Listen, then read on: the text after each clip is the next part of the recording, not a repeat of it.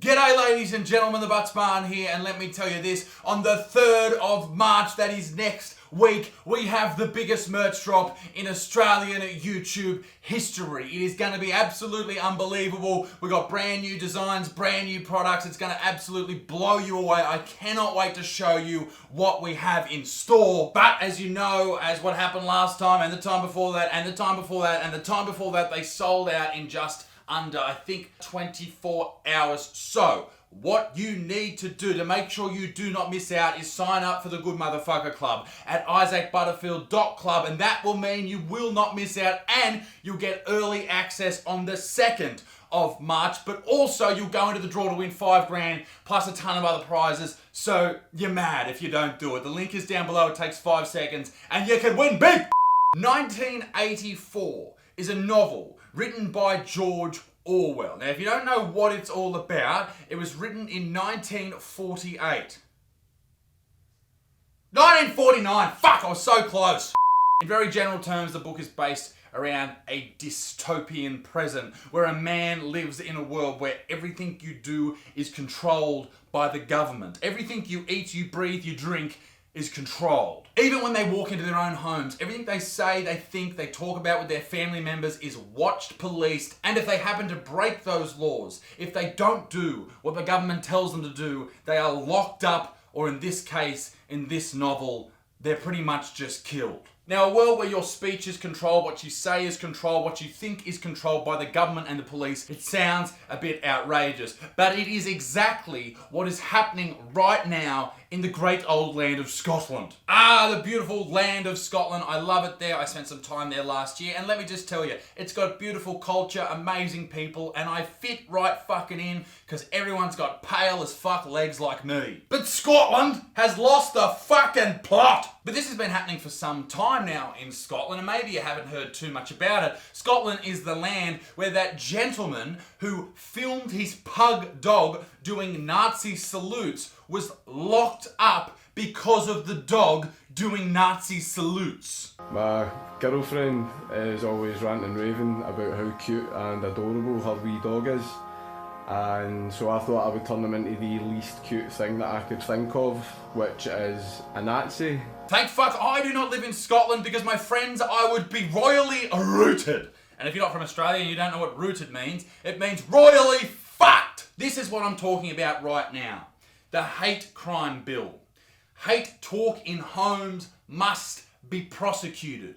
That's fucking insane. Conversations over the dinner table that incite hatred must be prosecuted under Scotland's hate crime law, the Justice Secretary has said. I know a lot of people will be sitting there right now thinking, why is this bearded bigot, this fascist, this Butterfield, I know you don't like me, I get that. Why would you be against a hate crime bill? Why would you be against the police cracking down on people inciting hate? And the answer to that is very obvious to me, and maybe it's not to you. There is a spectrum of hate. There are the very most horrible people in the world that actually hate groups, and then there are people up this end of the spectrum who are like me and make jokes or disagree with certain politically correct statements or sentiments, who are accused of being hateful, that all fall into the one spectrum. Because don't even think for a second that you sitting at home right now aren't guilty of hate crimes according to people on Twitter who are sitting there with their beautiful blue check marks. Because a hate crime right now in today's society is completely different to what it used to be. It used to be all about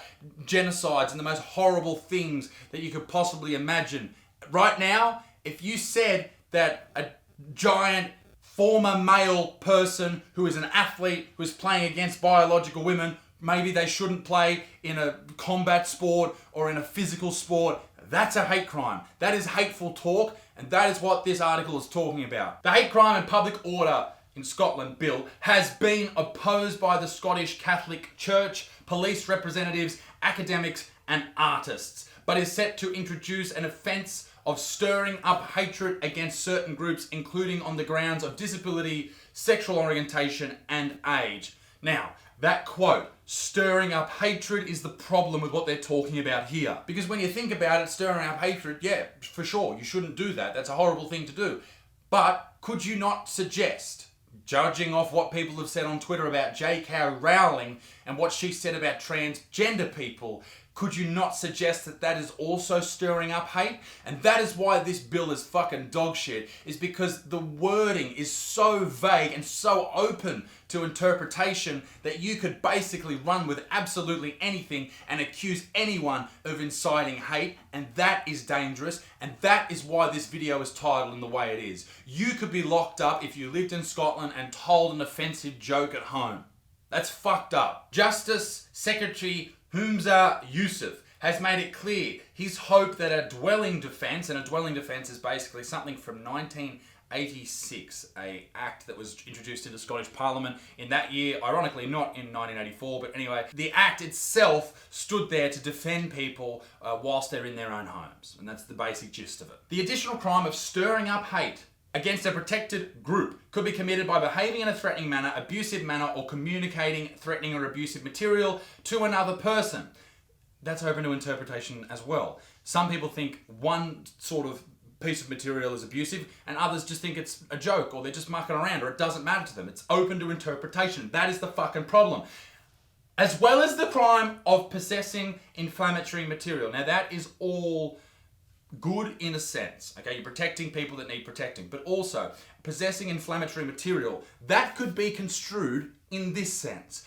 The artists and the publishers at Charlie Hebdo, when they did that cartoon and published that cartoon of a particular religious figure, and when that particular religion found out about that, what did they do? They went and killed them all. They shot up their office because Charlie Hebdo, under Scottish law, they're from France, so it obviously doesn't matter, but if they were in Scotland, they possessed inflammatory material.